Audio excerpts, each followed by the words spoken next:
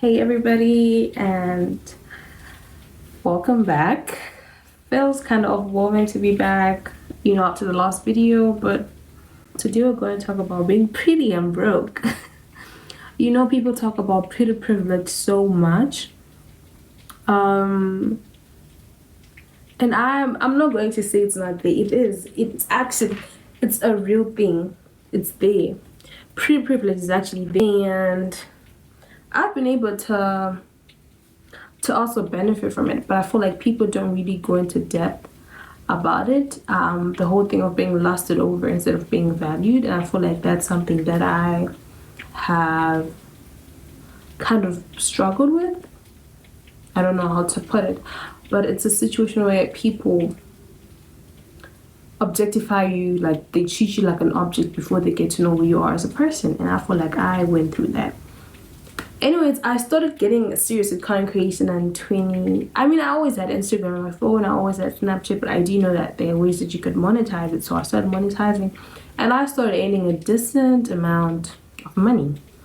I started earning and then after I started earning that, I was like, you just know this thing of being abroad, and people have expectations of like when you come home, and mind you, this country that I was in, you were not able to work as a student, so obviously it was mostly like social media, like part-time typical type of things, and I was able to make money, enough money to be like, oh mom, don't send rent anymore, and you know what, the money, you could use the money for something else, because I'm good where I'm at, because like I said, I was earning decent amount of money.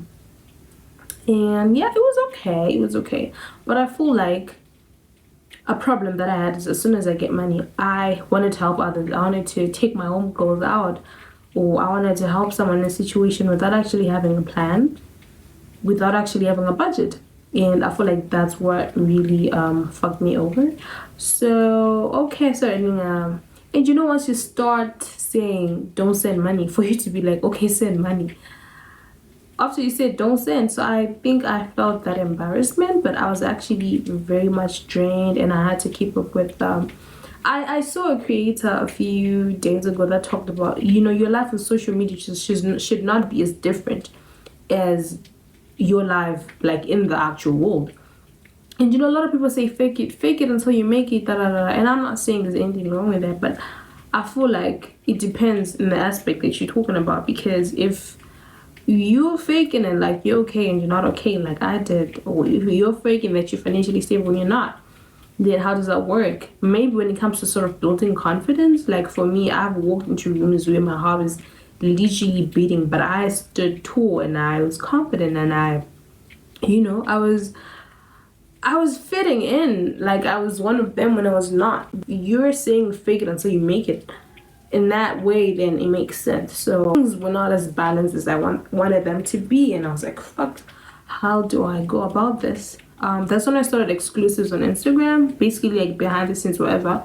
And now again, because of the type of pictures that I did post, obviously people had the impression of it's probably OnlyFans, whatever. So like within the first week, I had like a lot of, and I did like a free trial, I had a lot, and I was calculating. I was like, okay, if I'm getting ads from different brands, and I'm doing that part-time, and I'm also doing exclusives, I can be able to actually have multiple sources of income, basically. And that's when I fell into that deep hole that I talked about, where what people wanted. It's like, because of the situation I was in, that seemed like the right thing to do, but I knew what it would do. And it's like I said, I functional depression. Whenever I told people that, you know what, I really don't have shit figured out, they'll be like, you're lying. You're fucking lying. What do you mean? Because I thought it wasn't okay to complain. I have a lot of things to be grateful for, so because of that, I shouldn't. Every time that I prayed and I wanted something, I felt bad, because it's like, I already have this. Why am I? Does it mean I'm not grateful? But I want to tell you this, both can exist. You could be grateful and still want more things in your life. And I wish that's something that I had actually known then. So, like I said, I would hang out with people like, fuck, I'm so fucking depressed. Like, for me, whatever that I post on my story or whatever, it's either something that I've been through, something that I sort of relate to. So like when I would post things like that, they'll be like, nah, we were just hanging out together. Why are you posting that like you're not okay? I'm like, dude, I'm not really okay. You know, but at the end of the day, like I'm not okay, but I'm still editing because I have to post. I just felt like, no, the world doesn't have time for you to like stop and breathe or whatever. That's what I told myself. Whereas I could have just stopped and like breathe and like try to sort of like figure things out and be patient, like with myself, and like have mercy, have grace on myself. And I didn't give myself that. I was like, fuck, I need to figure shit out. And with the fact that when it comes to me, we'll get into detail about my family and everything. You have people that said you wouldn't make it, and you're trying to, especially when you like came to school and graduating, I knew I had to fucking make it. So it's like I'm balancing school, I'm balancing who I'm becoming as a person. That's where we go back to the whole thing of performing. I felt like I was fucking performing because it's like I'm not even giving myself time to rest because I'm scared that my family is going to be like, oh, this is what we told you, or like the people that said what they said. That. So I feel like I seeked my happiness from outside sources, and that is one of the most fucking draining things that you could ever do to yourself. But don't do that. So I was talking about having to perform, because when you do something like that, it's like, I'm telling you, there's a point I was broke.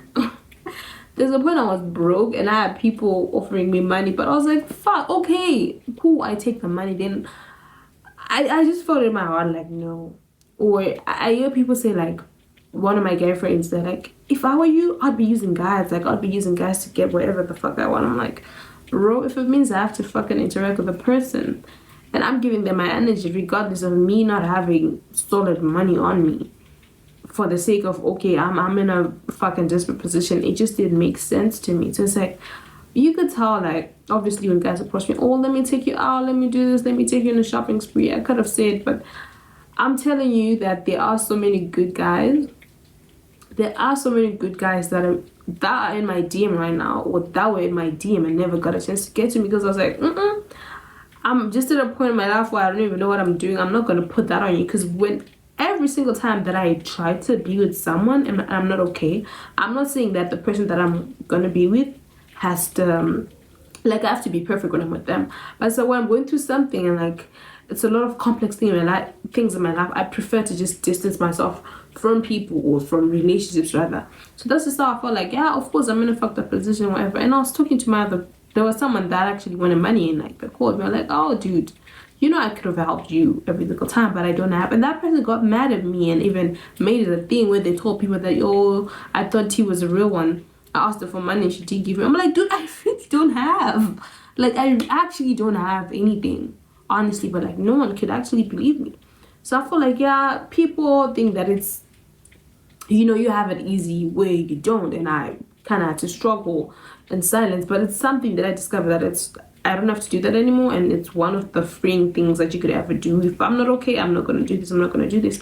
At the same time, I don't know about you, but I did a lot of solo dates when I was in school, and it's one of the most freeing things ever. So it's like, even if I don't have money, I will still go out on my dates and just be able to be like, nah, you deserve all of this, you deserve this stuff, so I'm going to give that to you. So I feel like, yeah, it's a lot of people that actually struggle because they know they don't want to do certain things because of who they are. But like when we tell the people that are close to us, or when we tell people in general, they never believe us. So the thing that really sucked is I've been in rooms with very big people, like people that I know that could help me get to where I want to get to, but it's like, oh, you're just a pretty face. And that pressure of trying to prove like, nah, I actually have ideas that could really, work out and everything. And the face or the whatever could get me there, but for me to have people invest in me and everything, that was really one of the hardest things. So I feel like I want to be able to give myself grace, and like, it's okay not to figure out things there and there. It's okay to be vulnerable and like tell people that you're not okay, and like the main thing in this whole journey that I'm going on, and I'm so proud of myself, and I want to give myself grace and also be like, dude, you've really accomplished so much and I'm so proud of you, and you should be proud of yourself, okay?